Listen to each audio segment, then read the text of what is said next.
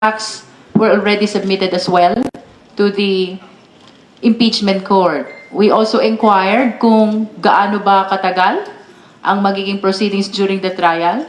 They pronounced that it will start at 2 o'clock in the afternoon. So I asked kung ilang oras ba ang ide-dedicate dito sa impeachment trial because that is very material for us to determine kung ilan talaga ang trial dates na kakailanganin namin. Kung mahaba ang igugol na oras sa impeachment trial, we may be able to present 2 witnesses per trial date. Otherwise, kung maigsi, baka isang witness lang per trial date, no? But again, that concern is likewise submitted to the impeachment court. And then we put on record our observation about the common exhibits that in spite of the willingness of the prosecution, that we share the marking in the same exhibit because after all, it is exactly the same. That's why we call it common exhibit. The defense maintained their position to put their marking on a separate set of documents. I placed on record that that position of the defense actually prolonged the process of pre-marking of the exhibits of both the defense and the prosecution. Because if you can imagine, we're talking about the same documents, pero iba ang marking, iba ang what do you call this? Comparison with respect to the prosecution at separate pa yung sa defense. So, in our estimate na 5 minutes per document perhaps on one party, because they have to mark on exactly the same piece of document but on a separate copy, so nagiging times 2 yung dedicated na time, no? So that's one. We also manifested again our observation about the seeming inclusion of the same witnesses of the prosecution and the same exhibits of the prosecution, no?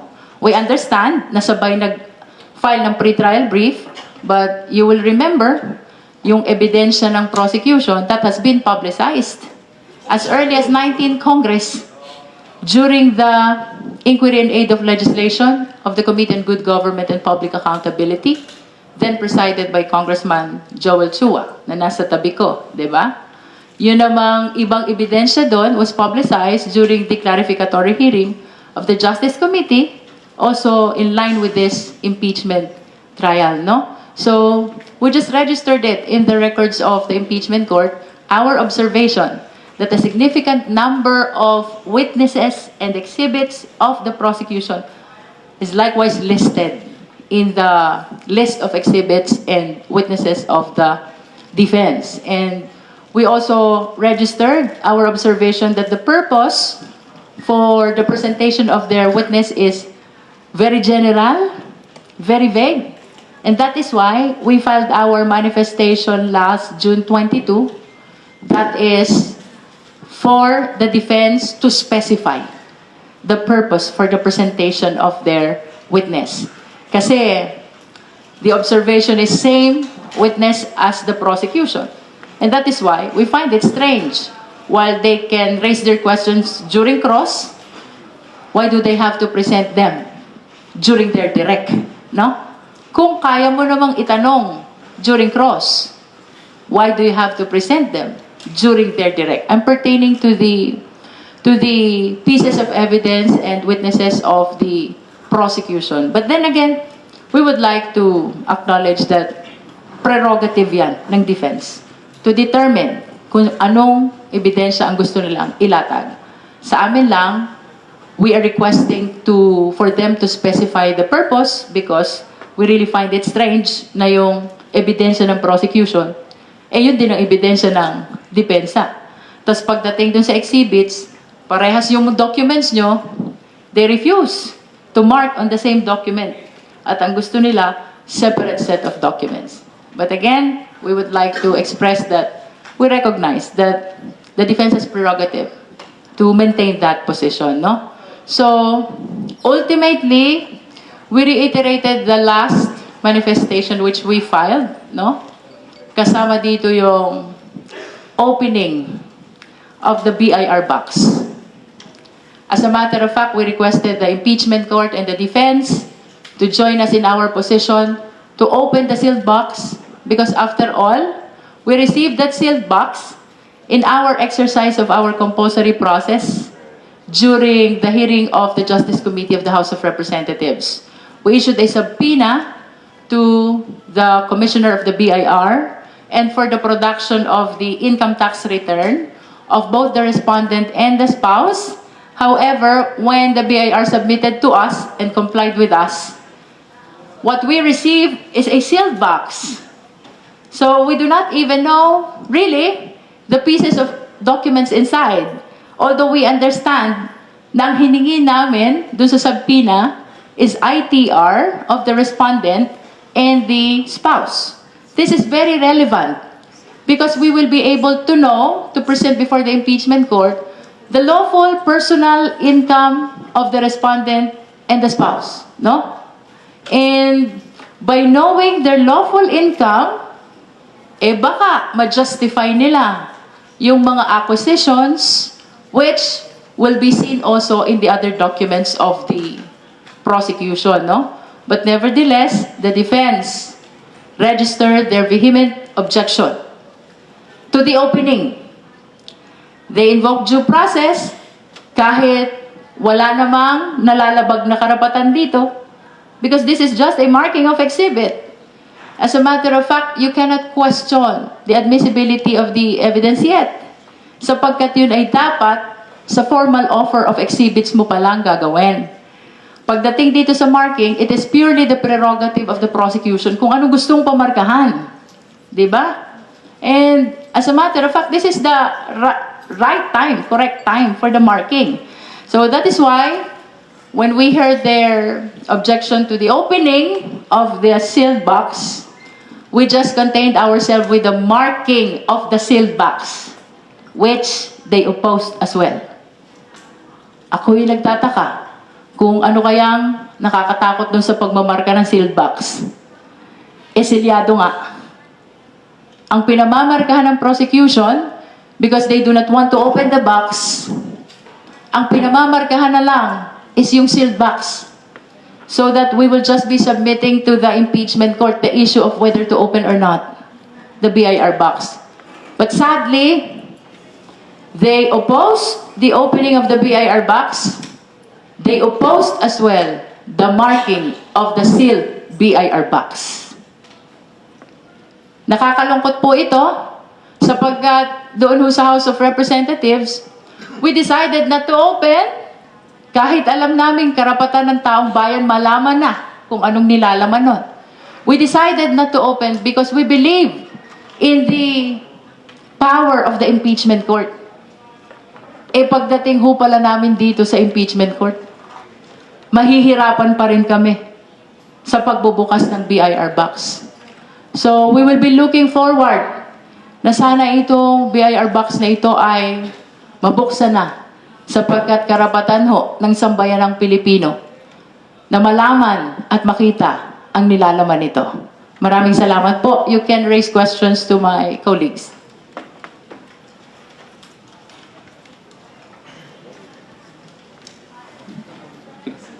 Hello po, good evening. I'm Lance po from Newswatch Plus. So, regarding po dun sa BIR box, safe to say no, the decision on this mangyayari na mismo sa trial proper sa mismong paglilitis.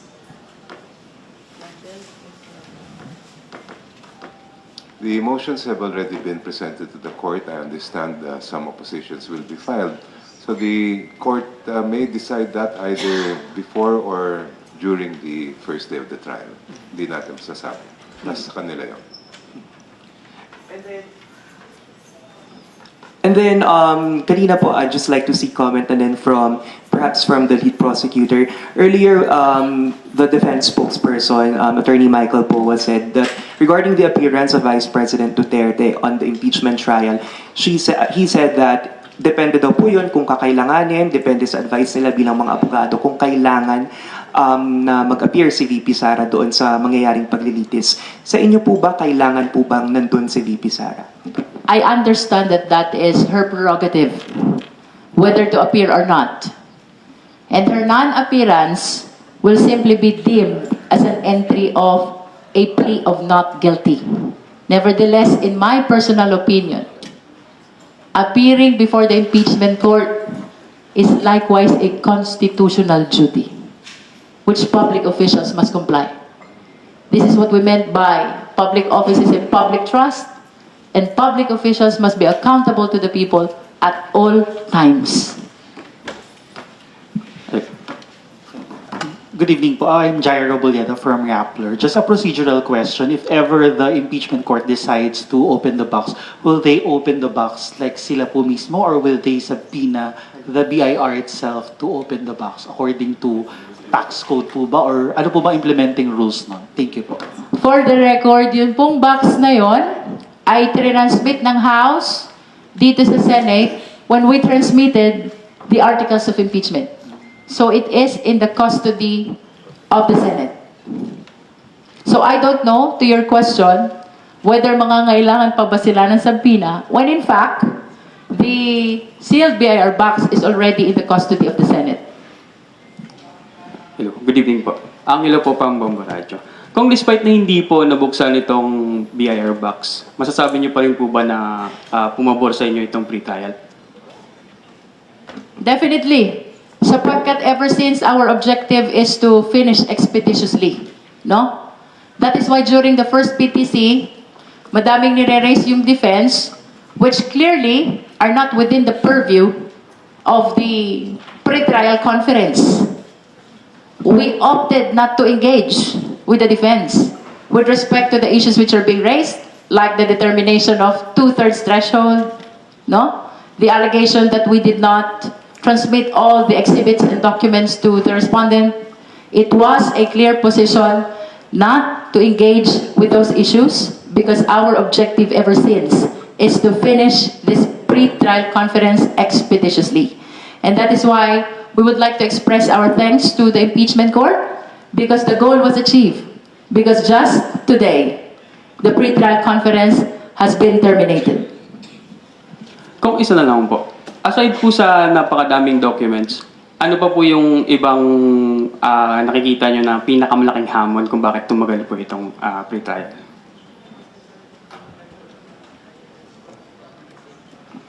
Well, unang-una, kagaya ng binanggit kanina ni Chair Jinky, dun sa marking of evidence, sa isang dokumento po, pwede naman po na both yung prosecution at saka yung defense, sa isang dokumento, pwedeng magmarkahan na parehas dyan para maka-save tayo ng oras. Pero pinilit pa rin po nila na magmarka sila ng sarili nilang dokumento, samantalang parehas lang naman ang nilalaman at content nitong dalawang dokumento. So, kagaya ng kaniyang binabanggit, kung halimbawa yung pagmamarka ng isang dokumento, tumatagal ng 5 minuto, nadodoble. Kasi bukod sa pagmamarka, pipirmahan pa to ng mga both ng prosecution, ng defense, at saka ng mga doon sa impeachment court. So, dumadami at humahaba yung proseso, nadodoble. Pero kung sabi po ni Attorney Powa kahapon, may incident po daw sa markings na nagkulang po daw yung document nyo ng isang page. Isolated lang po yun, hindi naman po sa lahat ng pagkakataon. Nangyayari naman po yan. Dagdagan ko lang yung sinabi ni Kong Joel, ha? For DEP's document evidencing payment, no? For OVP and DepEd, we're talking about 1,900 plus for DepEd and 2,000 plus for OVP. 4,000 in total, no? So, mamarkahan niya ng prosecution individually. And then because they refuse to agree that we mark in the same document, then they have to mark as well those 4,000 exhibits which likewise form part of their documents. 8,000 in total ang DEPs.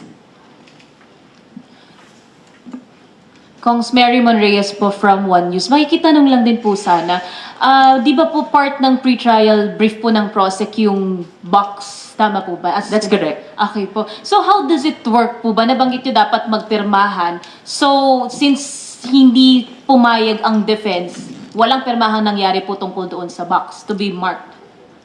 Well, wala namang permahang mangyayari, no? Except that they manifested their intention to file comment, which we interpreted as objection. to our position to open the box. But to your question earlier as to whether that box is part of the pre-trial brief and the manifestation, yes, they are part. Not only the contents, but even the sealed box itself. Pero hindi naman po ibig sabihin na hindi siya namarkahan. Well, for the record lang din po for soundbite. Hindi naman porket hindi siya namarkahan ngayon, out of the presentation na po siya. It will be subject to the judgment, prerogative of the impeachment court. But of course, ito po'y karapatan ng sambayan ng Pilipino na makita kung anong nilalaman ng box. Hindi po kami naglakas ng loob sa House because we understand that we are not the impeachment court. But we have the highest regard to the impeachment court na dito makikita na ng sambayan ng Pilipino ang laman ng BIR box. But to our surprise, tinanggihang buksan at tinanggihan ding markahan even the sealed box.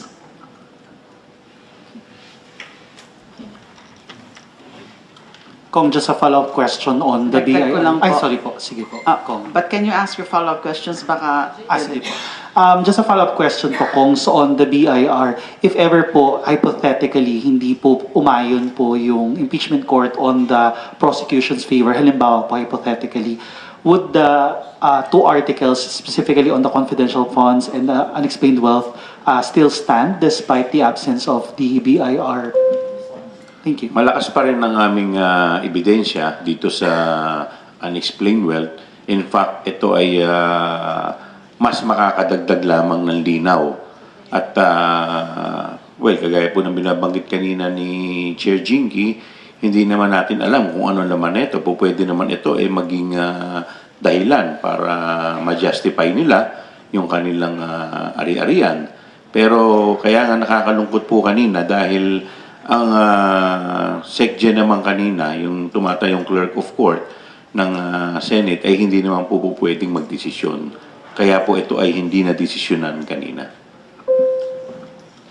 Yung gusto ko sana itandag ay umaasa kami na when we filed that manifestation with certain proposals, and that includes the opening of the ballot of the BIR box and the inventory of the contents, kasi kailangan malaman na yung laman ng BIR box. Umaasa kami na walang magiging issue doon.